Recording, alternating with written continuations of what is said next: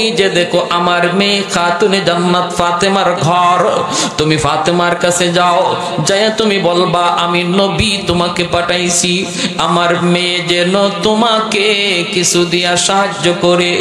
ফকির বলতেছে নবী গো, আপনি যে আপনার মেয়ের বাড়িতে আমাকে পাঠাইতেছেন এর একটা দলিল দেন, প্রমাণ দেন, প্রমাণ।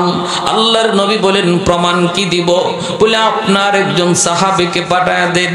সাথে সাথে মায়ার নবী তার একজন সাহাবী হযরত সালমান ফারসি রাদিয়াল্লাহু তাআলা আনহু 350 বছর যিনি হায়াত পেয়েছিলেন, 190 বছর বয়সে যিনি কালেমা পড়ে মুসলমান হয়েছেন, আল্লাহর নবী বলে সালমান তুমি ভিক্ষুকের সাথে আমার মেয়ে ফাতেমার বাড়িতে যাও রে। সালমান ফারসি ভিক্ষুকের সাথে ফাতেমার বাড়িতে আইসা হাজির, ডাক দিয়ে বলতেছে ভিক্ষুক মাগো ভিক্ষা চাই, নবীর কাছে চেয়েছিলাম কিছু নাই, আল্লাহর নবী তোমার কাছে পাঠিয়ে দিছেন কিছু আসেনি, আমাকে সাহায্য দাও। খাতুনে জান্নাত পুরা ঘর তালাশ করলেন, দেওয়ার মতো কিছুই নাই, কিছুই নাই। একটা চাদরখানা হাতে নিয়া ভিক্ষুকের কাছে দিয়া বলতেছেন ওই যে চাদর, এই চাদরখানা ছাড়া আমার কাছে কিছুই নাই, এই চাদরটা তুমি ওই ইহুদির বাড়িতে বন্ধক রাখবা। সালমান ফারসির হাতে দিয়ে বলতেছেন ওই বাড়িতে ইহুদির বাড়িতে আপনি তার বন্ধক দিবা চাদর, বন্ধক দেওয়ার পর কিছু দিবে, যা দিবে তা ভিক্ষুককে দিয়ে বিদায় করবেন। সালমান ফারসি রাদিয়াল্লাহু তাআলা আনহু তিনি চাদরখানা নিয়া ইহুদির বাড়িতে গেলেন, যায় তিনি চাদরটা ইহুদিকে ডাক দিয়া বলেন চাদরটা বন্ধক রাখো, কিছু দাও, ভিক্ষুককে বিদায়, আমি এখনো মুসলমান হচ্ছি না। তাওরাত কিতাবের ভিতরে লেখা আছে আখিরি জমানার নবীর কাছে একদিন এক ভিক্ষুক আসবে ভিক্ষা নেওয়ার জন্য, নবী তারে দিতে চাইবেন কিন্তু কিছুই পাবেন না, তামাম ঘর তালাশ করে কিছুই পাবেন না, তারপরও তারে খালি হাতে ফেরত না দিয়া মেয়ের বাড়িতে পাঠাবেন, মেয়েও ঘর তালাশ করে কিছুই পাবে না, একটা চাদর দিবে বন্ধক রাখার জন্য কোন এক ইহুদির বাড়িতে। ওরে সালমান আমি চাদরখানা দেখে চিনে ফেলেছি, এই চাদরটা হলো মুহাম্মাদুর রাসূলুল্লাহর মেয়ে খাতুনে জান্নাত ফাতেমার চাদর। অতএব যে আলামতটা আমার পাওয়া এখনো বাকি ছিল, এই আলামতটাও আমি পেয়ে গেছি, আমাকে এখনই তাড়াতাড়ি কালেমা পড়ায়া মুসলমান বানায় দাও। আর একটু জোরে কোন সুবহানাল্লাহ। তাহলে আমার নবী দানশীলতা কেমন ছিলেন, নবীজির দান করার গুণ কি পরিমাণ ছিল। তুমি যদি আজকে মানুষের পিছনে ঘুরো কারণ সে দানবীর, তার দিল বড়, তাহলে পৃথিবীর শ্রেষ্ঠ দানবীর মন বড় ছিল আমার নবী, রহমতের নবী, মায়ার নবী। ঠিক কিনা ভাই? এজন্য আল্লাহ বলেছেন বন্ধু, ও বন্ধু তুমি জানাও, তোমার এক সাহাবী সাওবানের শুধু কথায় নয়, তার কথার জবাবে আমি আল্লাহ জানায় দিলাম তাম পৃথিবীর যে কোনো মানুষ যদি সে তোমার সাথে জান্নাতে থাকতে চায়, আমি আল্লাহ কথা দিলাম, যদি সে তোমার রঙে রং বানায়, তোমার মতে মত বানায়, আমি তাকে তোমার সাথেই জান্নাতে থাকার সুযোগ দিব। এই যে মাদ্রাসা আপনাদের এলাকার নুরানি তালিমুল কোরআন মাদ্রাসা, কোন নেতার আদর্শ শেখানো হয় না, এই মাদ্রাসায় আমার নবীর আদর্শ শেখানো হয়। আওয়াজ আসতে কেন? আর একটু জোরে, আর একটু জোরে। লেনিন, কার্ল মার্কস, মাও সেতুংয়ের আদর্শ মাদ্রাসায় পড়ানো হয় না, মাদ্রাসায় আদর্শ শেখানো হয় পৃথিবীর শ্রেষ্ঠ মহামানব, শ্রেষ্ঠ আদর্শের অধিকারী নবী মুহাম্মদুর রাসূলুল্লাহর আদর্শ। এজন্য মাদ্রাসার ছাত্র উস্তাদের জুতা ঠিক করে দেয়, মুরব্বীদের শ্রদ্ধা করে, মাদ্রাসার ছাত্র আদব শিখে, কায়দা শিখে, মানুষের সাথে বেয়াদবি করে না, কারণ খুলুকে আজিমের অধিকারী নবীর আখলাক তাদেরকে শেখানো হয়। প্যারে হাজিরিন, আমরা যারা এই মাদ্রাসার সাথে জড়িত, একটু বসেন, বেশি কথা বলবো না আমি, অল্প সময়, আর বেশি কথা বলবো না, অল্প সময় একটু বলেন। যারা মাদ্রাসায় সন্তান দিছেন, আপনার কি মাদ্রাসার সন্তান দিয়া নিজেরে মনে করতেছে যে ঠকছেন? যারা মাদ্রাসার সন্তান দিয়েছেন ঠকছেন? আমার আব্বা একটা চাদরখানা হাতে নিয়া ভিক্ষুকের কাছে দিয়া বলতেছেন, ওই যে চাদর, এই চাদরখানা ছাড়া আমার কাছে কিছুই নাই, এই চাদরটা তুমি ওই ইহুদির বাড়িতে বন্ধক রাখবা। সালমান ফার্সির হাতে দিয়ে বলতেছেন, ওই বাড়িতে, ইহুদির বাড়িতে আপনি তার বন্ধক দিবা চাদর, বন্ধক দেওয়ার পর কিছু দিবে, যা দিবে তা ভিক্ষুককে দিয়ে বিদায় করবেন। সালমান ফার্সি রাদিয়াল্লাহু তাআলা আনহু তিনি চাদরখানা নিয়া ইহুদির বাড়িতে গেলেন। যায় তিনি চাদরটা ইহুদিকে ডাক দিয়া বলেন, চাদরটা বন্ধক রাখো, কিছু দাও, ভিক্ষুককে বিদায়, আমি এখনো মুসলমান হচ্ছি না। তাওরাত কিতাবের ভিতরে লেখা আছে, আখিরি জমানার নবীর কাছে একদিন এক ভিক্ষুক আসবে ভিক্ষা নেওয়ার জন্য। নবী তারে দিতে চাইবেন কিন্তু কিছুই পাবেন না, তামাম ঘর তালাশ করে কিছুই পাবেন না। তারপরও তারে খালি হাতে ফেরত না দিয়া মেয়ের বাড়িতে পাঠাবেন। মেয়েও ঘর তালাশ করে কিছুই পাবে না, একটা চাদর দিবে বন্ধক রাখার জন্য কোন এক ইহুদির বাড়িতে। ওরে সালমান, আমি চাদরখানা দেখে চিনে ফেলেছি, এই চাদরটা হলো মুহাম্মাদুর রাসূলুল্লাহর মেয়ে খাতুনে জান্নাত ফাতেমার চাদর। অতএব যে আলামতটা আমার পাওয়া এখনো বাকি ছিল, এই আলামতটাও আমি পেয়ে গেছি। আমাকে এখনই তাড়াতাড়ি কালেমা পড়ায়া মুসলমান বানায় দাও। সাথে সাথে বাঘের জবান খুলে গেছে। আল্লামা জালালউদ্দিন সুয়ুতী রহমাতুল্লাহ তার খাসাইসুল কুবরা নামক কিতাবের মধ্যে এসেছে, বাঘের জবান খোলার পর বাঘ বলতেছে, যুবক ভুল বলেছো, আমি তোমার রিজিক খাই নাই, আমি আমার রিজিক খেয়েছি। সুবহানাল্লাহ, জোরে কইবেন না? কি বলছে? তোমার রিজিক খাই নাই, আমি আমার রিজিক খেয়েছি। এটা আমার রিজিক না থাকলে আমার পেটে যাইতো। যুবক বলতেছি, এটা কোন আশ্চর্যের ব্যাপার রে বাবা, বাঘেও দেখা যায় কথা কয়। এমনি বাঘ ডাক দিয়ে কয়, রে যুবক, আমি বাঘ কথা বলা এটা আশ্চর্যের বিষয় নয়, এর চেয়েও বড় আশ্চর্যের বিষয় হলো দ্বীনের নবী, মায়ার নবী মসজিদে নববীতে তিনি দ্বীনের তালিম দিতেছেন, সাহাবায়ে কেরামদেরকে দ্বীন শিখাইতেছেন, আর তুমি এই জঙ্গলে ছাগল রাখালি করো নবীর তালিম বাদ দিয়া। এটা এর চেয়েও বড় আশ্চর্যের বিষয়। এই কথা বলতে ইহুদি যুবক কয়, হায় হায়, মদিনার নবীকে আমি ইহুদি যুবক চিনলাম না, কিন্তু জঙ্গলের বাঘ নবীকে ঠিকই চিনল।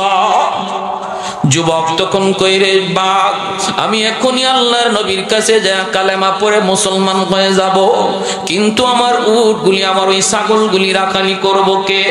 ছাগলগুলি রাখালি করব কে? বাঘ বলতেছে, তুমি নিশ্চিন্তে নবীর দরবারে যাও, তোমার ছাগলের কোনো ক্ষতি হবে না, আমি রাখালি করব। কে রাখালি করবে? ছাগলের রাখালি করবে বাঘ। যুবক কয়, আর বুঝি আমি তোমার কথা বিশ্বাস করলাম না, কেমনে করি? আগে একটা ছাগল খাইছো, আমি বললাম আমার রিজিক কেন খাইছো, তুমি কও তোমার রিজিক খাইছো। এখন ছাগলগুলি যদি তোমার কাছে আমি দিয়ে যাই, আসার পরে দেখবো একটাও নাই।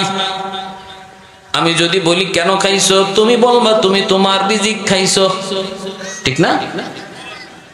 বাঘ কইরে, যুবক একটু মুখ সামলায় কথা কও, তোমরা মানুষ জাতি ওয়াদা ভাঙতে পারো, কিন্তু আমরা হাইওয়ান হলো ওয়াদা ভাঙ্গি না। কথা যখন যারে দেই কথা ঠিক রাখি।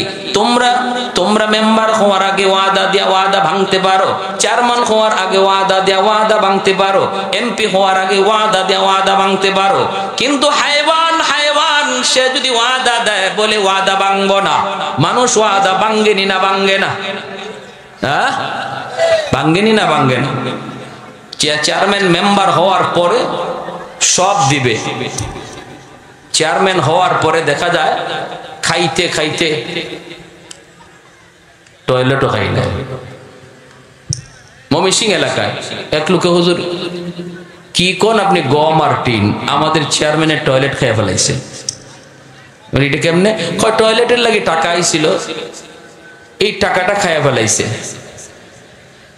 গমের টাকা খাইলে যদি গম খাওয়া হয় টিনের টাকা খাইলে যদি টিন খাওয়া হয়, তো টয়লেটের লাগি যে টাকা আইছিল এটা খাইলে তো টয়লেটই খাইল, ঠিক না? হ্যাঁ, কথা তো যুক্তি আছে, ঠিক কিনা? তো না, কিন্তু ওয়াদা বহুত বড় মহৎ গুণ। ওই যুবক বলতেছে, তুমি কি আমার সাথে সত্যি ওয়াদা করো?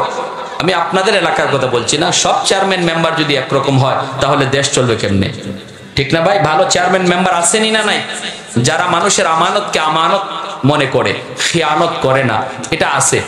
সব জায়গায় ভালো আছে, মন্দ আছে। যে কথা বলতেছিলাম, যুবক বলে, তাহলে ঠিক আছে, আমি তোমার উপরে, তোমার কথার উপরে ভরসা করলাম, ছাগলগুলি আমি তোমার কাছে আমানত রেখে আমি নবীর দরবারে যাইতেছি। যেই মাত্র যুবক আল্লাহর নবীর দরবারে রওনা দেয়, সাথে সাথে আল্লাহ জিব্রাইল আমিনকে নবীজির কাছে পাঠায়া বলতেছে, জিব্রাইল তাড়াতাড়ি আমার বন্ধুকে যায় বলো, আমার বন্ধু যেন মসজিদ থেকে বের হয়। একটা ইহুদি যুবক নবীর কাছে আসতেছে কালেমা পড়ার জন্য, যাকে নবীর দরবারের খবর দুনিয়ার কোনো মানুষ দেয় নাই, দিয়েছে জঙ্গলের একটা বাঘ। ওই যুবককে স্বাগতম জানানোর জন্য আমার বন্ধুকে বলো, সেজন্য মসজিদ থেকে সাহাবীদের লইয়া বের হয়ে যায়। সূরা কন্যা, সুবহানাল্লাহ। তাহলে আমার নবীর দরবারের খবরটা তখন দিয়েছিল কোনো মানুষ না বাঘ?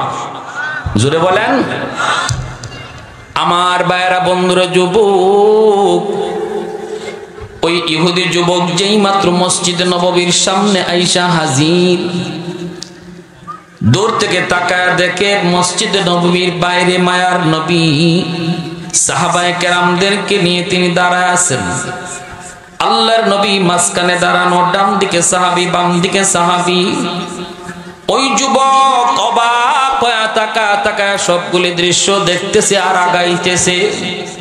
নবীজির কাছাকাছি আসা মাত্রই যুবক দেখলো নবীর মুখে মুচকি হাসি।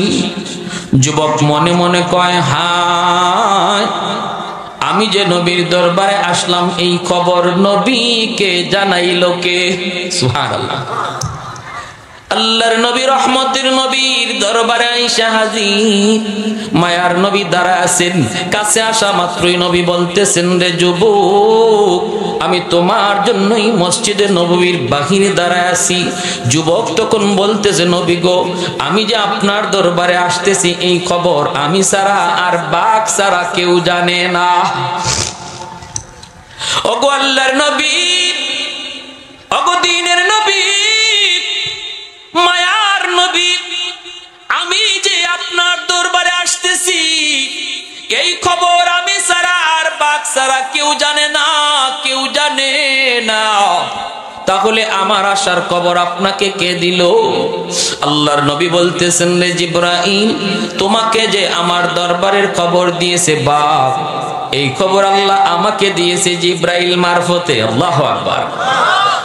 যুবক বলতেছে, নবী গো, আমি আর দেরি করতে চাই না, এখনই আমাকে তাড়াতাড়ি কালেমা পড়া মুসলমান বানায় দেন। এজন্য বাইরা তাফসীরের কিতাবের ভিতরে লিখেন, রে যুবক, তুমি কেন আমার নবীর জন্য পাগল হবে না? নবীর রংকে নিজের রং কেন বানাবানা? যদি তুমি পৃথিবীর কাউকে বড় তালাশ করো যে এমন একজন মহামানব যার অনুসরণ আমি করব, পৃথিবীর শ্রেষ্ঠ মহামানব ছিলেন আমার আপনার নবী, যার বরত্বের কথা শুধু মানুষ নয়, হায়ওয়ানাত পর্যন্ত স্বীকার করেছে। যেরকম সুবহানাল্লাহ। নওয়াল হলো 3 নম্বর গুণ, দানশীলতা। যে মানুষকে যত বেশি দান করে মানুষ তার তত বেশি ভক্ত হয়। যেই মানুষটা 2 হাতে দান করে দেখবেন তার পিছনে মানুষ তত বেশি বেশি ঘুরে, ঠিক না? আল্লাহর নবী কত বড় দানশীল ছিলেন। নবীজির কাছে একজন ভিক্ষুক আইসা ভিক্ষা চাইলো। আইসা মাত্রই নবী বলতেছেন, আমার কাছে তো কোনো ভিক্ষা দেওয়ার কিছুই নাই, কিন্তু আমি তোমাকে খালি হাতে কেমন করে ফেরত দেব? আমি তো কাউকে খালি হাতে ফেরত দেই না। ঠিক আছে, ওই যে দেখো আমার মেয়ে খাতুনে জান্নাত ফাতেমার ঘর, তুমি ফাতেমার কাছে যাও, যায় তুমি বলবা আমি নবী তোমাকে পাঠাইছি, আমার মেয়ে যেন তোমাকে কিছু দিয়া সাহায্য করে। ফকির বলতেছে নবী গো, আপনি যে আপনার মেয়ের বাড়িতে আমাকে পাঠাইতেছেন এর একটা দলিল দেন, প্রমাণ দেন, প্রমাণ। আল্লাহর নবী বলেন প্রমাণ কি দিব? বলে আপনার একজন সাহাবীকে পাঠায় দেন। সাথে সাথে মায়ার নবী তার একজন সাহাবী হযরত সালমান ফারসি রাদিয়াল্লাহু তাআলা আনহু 350 বছর যিনি হায়াত পেয়েছিলেন, 190 বছর বয়সে যিনি কালেমা পড়ে মুসলমান হয়েছেন, আল্লাহর নবী বলে সালমান তুমি ভিক্ষুকের সাথে আমার মেয়ে ফাতেমার বাড়িতে যাও রে। সালমান ফারসি ভিক্ষুকের সাথে ফাতেমার বাড়িতে আইসা হাজির। ডাক দিয়ে বলতেছে ভিক্ষুক মাগো ভিক্ষা চাই, নবীর কাছে চেয়েছিলাম কিছু নাই, আল্লাহর নবী তোমার কাছে পাঠিয়ে দিছেন কিছু আসেনি, আমাকে সাহায্য দাও। খাতুনে জান্নাত পুরা ঘর তালাশ করলেন, দেওয়ার মতো কিছুই নাই, কিছুই নাই। একটা চাদরখানা হাতে নিয়া ভিক্ষুকের কাছে দিয়া বলতেছেন ওই যে চাদর, এই চাদরখানা ছাড়া আমার কাছে কিছুই নাই, এই চাদরটা তুমি ওই ইহুদির বাড়িতে বন্ধক রাখবা। সালমান ফারসির হাতে দিয়ে বলতেছেন ওই বাড়িতে, ইহুদির বাড়িতে আপনি তার বন্ধক দিবা চাদর, বন্ধক দেওয়ার পর কিছু দিবে, যা দিবে তা ভিক্ষুককে দিয়ে বিদায় করবেন। সালমান ফারসি রাদিয়াল্লাহু তাআলা আনহু তিনি চাদরখানা নিয়া ইহুদির বাড়িতে গেলেন। যায় তিনি চাদরটা ইহুদিকে ডাক দিয়া বলেন চাদরটা বন্ধক রাখো, কিছু দাও, ভিক্ষুককে বিদায়, আমি এখনো মুসলমান হচ্ছি না।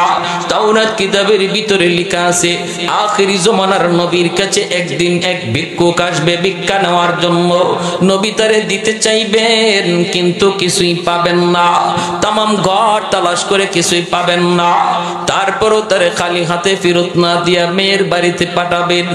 মেয়েও ঘর তালাশ করে কিছুই পাবে না, একটা চাদর দিবে বন্ধক রাখার জন্য কোন এক ইহুদির বাড়িতে। ওরে সালমান আমি চাদরখানা দেখে চিনে ফেলেছি, এই চাদরটা হলো মুহাম্মাদুর রাসূলুল্লাহর মেয়ে খাতুনে জান্নাত ফাতেমার চাদর। অতএব যে আলামতটা আমার পাওয়া এখনো বাকি ছিল, এই আলামতটাও আমি পেয়ে গেছি, আমাকে এখনই তাড়াতাড়ি কালেমা পড়ায়া মুসলমান বানায় দাও। আর একটু জোরে কোন সুবহানাল্লাহ। তাহলে আমার নবী দানশীলতা কেমন ছিলেন, নবীজির দান করার গুণ কি পরিমাণ ছিল। তুমি যদি আজকে মানুষের পিছনে ঘুরো কারণ সে দানবীর, তার দিল বড়, তাহলে পৃথিবীর শ্রেষ্ঠ দানবীর মন বড় ছিল আমার নবী, রহমতের নবী, মায়ার নবী। ঠিক কিনা ভাই? এজন্য আল্লাহ বলেছেন বন্ধু, ও বন্ধু তুমি জানাও, তোমার এক সাহাবী সাওবানের শুধু কথায় নয়, তার কথার জবাবে আমি আল্লাহ জানায় দিলাম তামাম পৃথিবীর যে কোনো মানুষ যদি সে তোমার সাথে জান্নাতে থাকতে চায়, আমি আল্লাহ কথা দিলাম, যদি সে তোমার রঙে রং বানায়, তোমার মতে মত বানায়, আমি তাকে তোমার সাথেই জান্নাতে থাকার সুযোগ দিব। এই যে মাদ্রাসা আপনাদের এলাকার নুরানি তালিমুল কোরআন মাদ্রাসা, কোন নেতার আদর্শ শেখানো হয় না, এই মাদ্রাসায় আমার নবীর আদর্শ শেখানো হয়। আওয়াজ আসতে কেন? আর একটু জোরে, আর একটু জোরে। লেনিন, কার্ল মার্কস, মাও সেতুকের আদর্শ মাদ্রাসায় পড়ানো হয় না, মাদ্রাসায় আদর্শ শেখানো হয় পৃথিবীর শ্রেষ্ঠ মহামানব, শ্রেষ্ঠ আদর্শের অধিকারী নবী মুহাম্মদুর রাসূলুল্লাহর আদর্শ। এজন্য মাদ্রাসার ছাত্র উস্তাদের জুতা ঠিক করে দেয়, মুরব্বীদের শ্রদ্ধা করে, মাদ্রাসার ছাত্র আদব শিখে, কায়দা শিখে, মানুষের সাথে বেয়াদবি করে না, কারণ খুলুক আজিমের অধিকারী নবীর আখলাক তাদেরকে শেখানো হয়। প্যারে হাজিরিন, আমরা যারা এই মাদ্রাসার সাথে জড়িত, একটু বসেন, বেশি কথা বলবো না আমি, অল্প সময়, আর বেশি কথা বলবো না, অল্প সময় একটু বলেন। যারা মাদ্রাসার সন্তান দিছেন, আপনার কি মাদ্রাসার সন্তান দিয়া নিজেরে মনে করতেছেন যে ঠকছেন? যারা মাদ্রাসার সন্তান দিয়েছেন ঠকছেন? আমার আব্বা এক মিনিট। আমার আব্বা একজন সরকারি হেলথ ইন্সপেক্টর, আমার ভাই আইন মন্ত্রণালয়ের সচিব। আমাকে আমার আব্বা যখন স্কুল থেকে মাদ্রাসায় দেন তখন আমার চাচারা বাধা দিছে, সাবধান, নিপোলাটারে স্কুলে, প্রাইমারি স্কুলে বৃত্তি পাইছে, এই ছেলেটারে তুমি মাদ্রাসায় দিতেছ, জীবনে চলবো কেমনে, খাইবো কিভাবে, পরিবার পালবো কি করে? সমাজে এমন কিছু মানুষ আসেনি না নাই, মাদ্রাসায় দিলে কয় নিজে চলবো কেমনে? হ্যাঁ, আল্লাহ পাক রব্বুল আলামিন আমার আব্বার দিলের ভিতরে মাদ্রাসার প্রতি মহব্বত ঢুকাই দিয়েছেন। ইনি বলতেছে কেমনে চলবো কেমনে খাইবো জানি না, তবে এতটুকু শুনছি আলেমদের জবানে, মানুষ সৃষ্টির আগে আল্লাহ রিজিকের ফয়সালা করে রাখছে। সুবহানাল্লাহ, জোরে কোন। মানুষ সৃষ্টির আগে আল্লাহ রিজিক বাউ করে রাখছে। অতএব আমার ছেলে মাদ্রাসায় পড়লে কেমনে খাবে কেমনে চলবে সেটা আমি জানি না, জানেন আমার আল্লাহ। আমারে যখন আমার চাচারা জিজ্ঞেসেন বাবা স্কুলে পড়বা না মাদ্রাসায় পড়বা, আমি বলছি মাদ্রাসায় পড়বো। আলহামদুলিল্লাহ।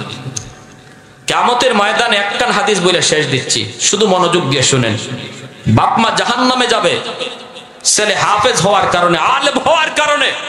ইমানের পরে সবচেয়ে বড় মহাদৌলত ইলমে দ্বীন। একজন মুমিনের ইমানের পরে সবচেয়ে বড় দৌলত হলো কোরআন হাদিসের জ্ঞান। এই জ্ঞানের কারণে আল্লাহ যখন তার জান্নাত দিবে, কিছু দূর যাইয়েই কইব আল্লাহ আমার বাপ মা ছাড়া আমি জান্নাতে যাইমু না। আরো আস্তে কোন সুবহানাল্লাহ। আল্লাহ পাক বলবেন যাও জাহান্নাম থেকে তার বাপ মারে তুইলা আনো। রিওয়ায়াত যদিও দুর্বল কিন্তু ফাজাইলের জন্য বলা যায়, জাহান্নাম থেকে বাপ মারে তুইলা আনার সময় তার দাদা দাদি নানা নানি তার বাপ মারে ধরবো, দইরে কইব বাইরে বাবারা তোমরা তো তোমাদের সন্তানের সুপারিশে আজকে জান্নাত পেয়ে গেছো, জাহান্নাম থেকে মুক্তি পেয়ে গেছো, কিন্তু সে তো আমাদেরও নাতি, আমরা তো কম মায়া করি নাই। দাদা বলবে আমি কত আদর করলাম কত মায়া করলাম, কাঁধে লয়া লয়া আমার নাতিরে আমি ঘুরছি। নানাই কইব নানার বাড়িতে যখন আইছে আমি তারে লইয়া কত জায়গায় ঘুরছি, যা চাইছে আমার বাইয়ে তা খাওয়াইছি। একটু যায় তোমরা কইও যেন দাদা দাদির জন্য নানা নানির জন্য একটু সুপারিশ করি। তার বাপ মা যখন আইব জান্নাতে বাপ মারে নিয়ে রওনা দিব, কিছুক্ষণ পরেই বাপ মা আবার থেমে যাবে। ডাক দিয়ে কইব আব্বা তুমি থামলা কেন, মা তুমি কেন থামছো গো? তখন বাপ মা কইব বাবা তুমি যদি তোমার বাপ মা ছাড়া জান্নাতে না যাও, আমরাও আমাদের বাপ মা ছাড়া জান্নাতে যাইমু না। আল্লাহ ফেরেশতাদেরকে বলবে যাও কোরআনের পাখির দাদা দাদি নানা নানির নিয়ে আসো। সুবহানাল্লাহ। ওই এলাকার মানুষগুলি তার দাদা দাদি নানা নানির ধরব, দইরা কইব বাইরে তোমরা তো তোমাদের নাতির সুপারিশে জান্নাত পেয়ে গেছো, কিন্তু আমরা তো ওই এলাকার মানুষ, যে এলাকায় মাদ্রাসায় পইরা সে হাফেজ হইছে আলেম হইছে, আমরা তো তারে সাহায্য করছি, খাওয়ার ব্যবস্থা করছি, টাকার ব্যবস্থা দিছি, আমরা তো তার মাদ্রাসায় 1000 2000 1 বস্তা 2 বস্তা চাউল দিছি, টাকা খাওয়ার ব্যবস্থা আমরা করছিলাম, এজন্যই তো সে কোরআন সিনায় নিতে পারছি। একটু যাইও তোমরা তোমাদের নাতিকে একটু বইলো আমরা জাহান্নামের আগুনে পড়ে গেছি, বিপদে পড়ে গেছি, যেন একটু আল্লাহর কাছে সুপারিশ করে। দাদা দাদি নানা নানি জাহান্নাম থেকে উইটা আসার পর ডাক দিয়া কইব বাইরে যেই এলাকার মাদ্রাসায় পড়ে তুমি হাফেজ হইছ, ওই এলাকার মানুষ কিছু মানুষ জাহান্নামে দেখে আসছি, আমাদেরকে দইরা দইরা কাঁদছে, কার তারা তোমাকে খাওয়া থাকার ব্যবস্থা করে দিছিল। তখন ওই কোরআনের পাখি নবীর হাদিস বলে, নবী বলেন ওই কোরআনের পাখি তখন কইব আল্লাহ ওই মানুষগুলা ছাড়াও আমি জান্নাতে যাইমু না। আল্লাহ পাক বলবে যাও ওই মানুষগুলিকে দুইটা সারিতে দাঁড় করাও, মাঝখান দিয়া আমার কোরআনের পাখিরে ছেড়ে দাও। মানুষগুলা দুই সারিতে দাঁড় করানো হবে, মাঝখান দিয়া কোরআনের পাখি যায়, আর একজন একজন করে তারে চিনে ফেলে। হাদিস শরীফে আল্লাহর নবী বলেন, একজনে বলে হুজুর আপনি আমাকে চিনছেন নি? কে তুমি? কয় আনাল্লাযী সাকাইতুকা মা, আমি আমি আপনাকে এক গ্লাস পানি পান করাইছিলাম, কিছু দূর যাওয়ার পর আরেকজনে কইব হুজুর আপনি আমাকে বুঝি চিনছেন? বলি তুমি কে? কয় আনাল্লাযী ওয়াহাবতু লাকা ওযুআ, আমি আপনাকে এক বদনা ওযুর পানি দিছিলাম। নবী বলেন এইভাবে একজন একজন করে অসংখ্য মানুষ মাদ্রাসায় সহযোগিতার কথা তারা ইয়াদ করায় দিব।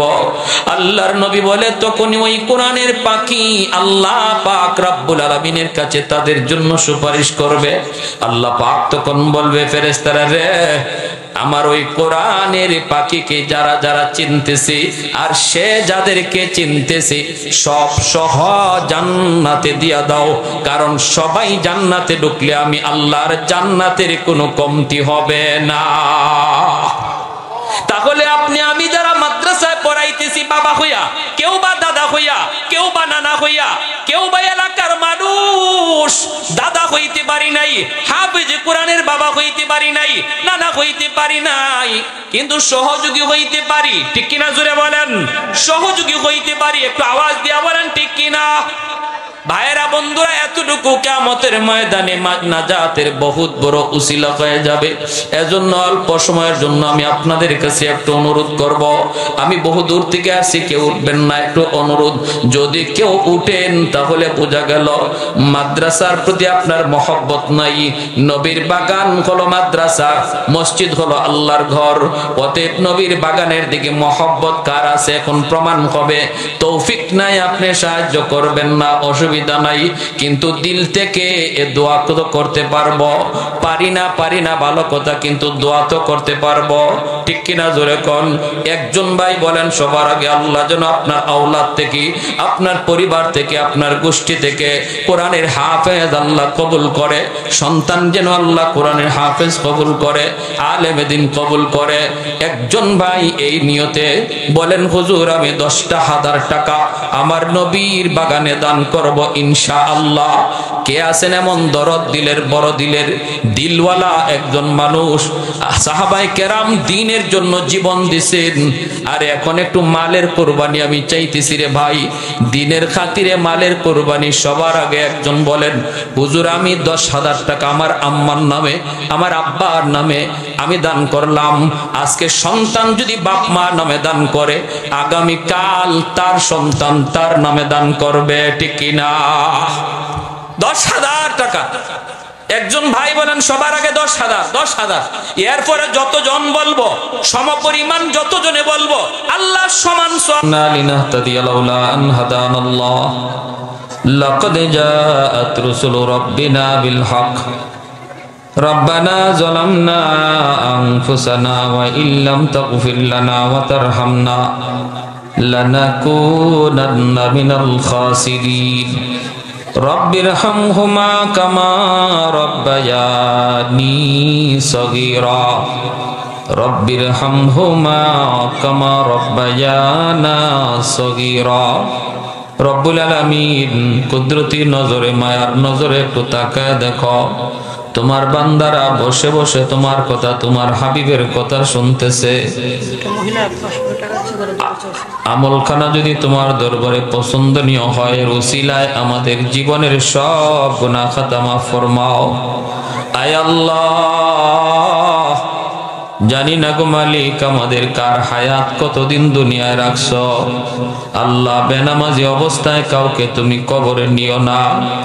আল্লাহ তোমার নবীর সাথে অন্তরে বিদ্বেষ রাইখা কারোকে কবরে নিও না।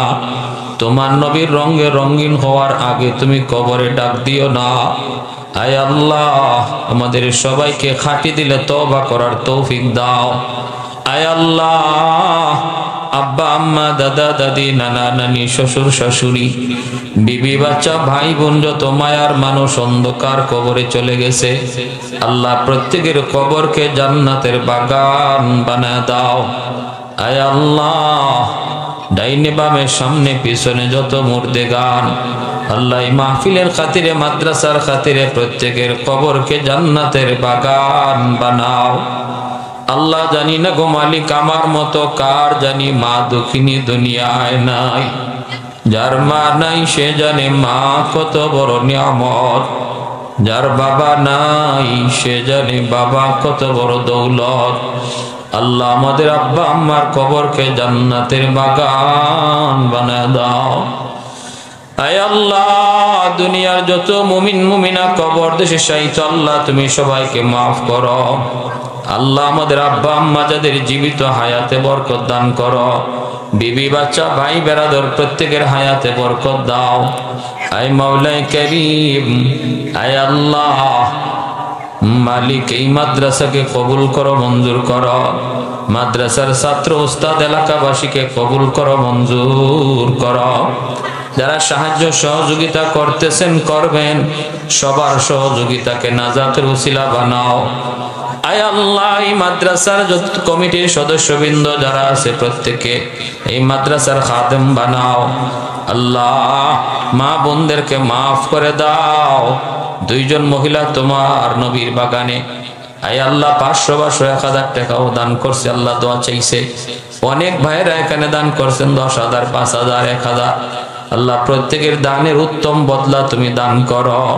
দুনিয়াতে হালাল তরিকায় লক্ষ লক্ষ টাকার মালিক বানায় দিও, পরকালে দানকে নাজাতের উসিলা বানায়। আই মাওলাই করিম, যারা অসুস্থ আছে সুস্থতার নিয়ামত দিও। আমার যুবক ভাইদেরকে মসজিদমুখী বানায় দাও। আল্লাহ আফত বিপদ বালা মুসিবত থেকে হেফাজত ফরমাও। وصلى الله تعالى على خير خلقه محمد وعلى آله وأصحابه أجمعين آمين آمين برحمتك يا أرحم الراحمين।